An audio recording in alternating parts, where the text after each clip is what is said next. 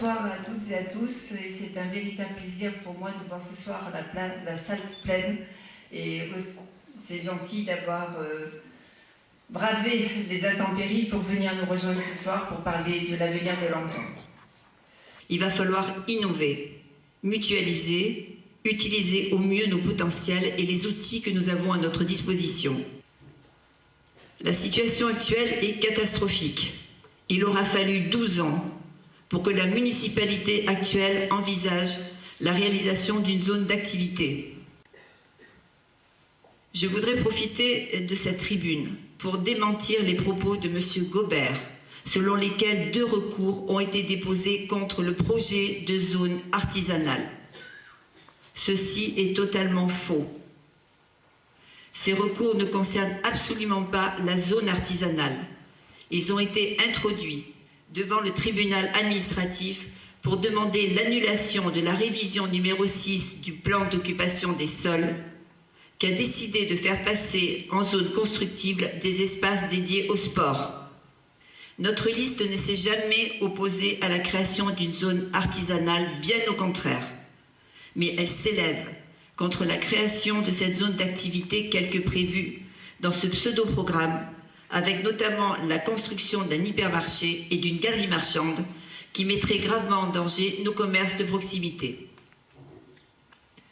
Je peux vous assurer, et j'en prends l'engagement ce soir devant vous tous, que nous œuvrerons à la réalisation d'une zone artisanale, mais dans le respect des règles de l'urbanisme et surtout en évitant de brader le patrimoine communal au profit de quelques promoteurs immobiliers.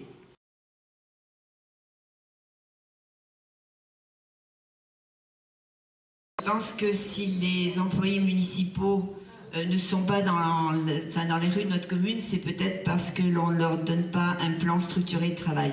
Je pense qu'il va falloir remettre peut-être les choses à plat et donner envie aux gens de travailler. Je crois que c'est ça.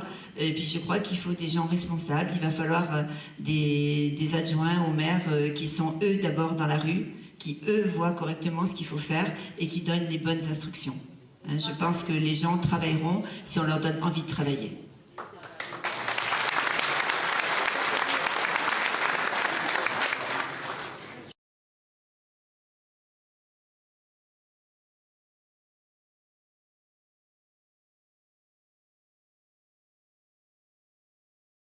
Actuellement, nous avons travaillé, nous menons une étude très sérieuse, mais nous travaillons sur de réaliser 2012 et sur un prévisionnel 2013.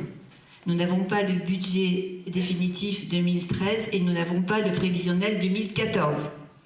Si vous voulez, je vous l'ai dit tout à l'heure, dès que nous arriverons à la mairie, nous allons procéder à un audit financier pour savoir dans quel état vraiment sont nos finances.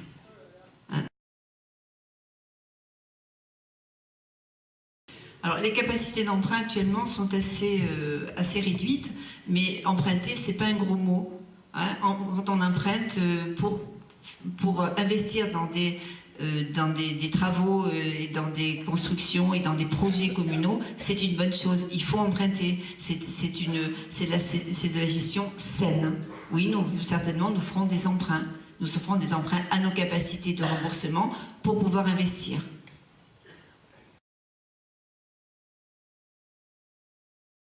Nous avons des candidats donc, dans chacun des bourgs, c'est très équilibré. Nous avons des candidats de milieux socio-culturels très divers, mais je peux vous assurer que nous sommes tous unis dans la même volonté, servir la commune et atteindre le cap fixé. Et pour cela, il n'est aucunement nécessaire d'être de gauche ou de droite, car dans le pacte républicain, tout le monde a sa place. La différence de chacun est une richesse pour tous. Actuellement, M. Gobert met gravement en danger ce fondement même de notre société, en dressant une partie de la population contre l'autre, et cette attitude est irresponsable. La période de campagne électorale est courte, et il prend le risque de voir perdurer les divisions et les rancœurs qu'il est en train d'instiller dans la mémoire collective de notre commune. Le rôle d'un maire est de veiller à la préservation de la cohésion sociale. Une commune est une grande famille.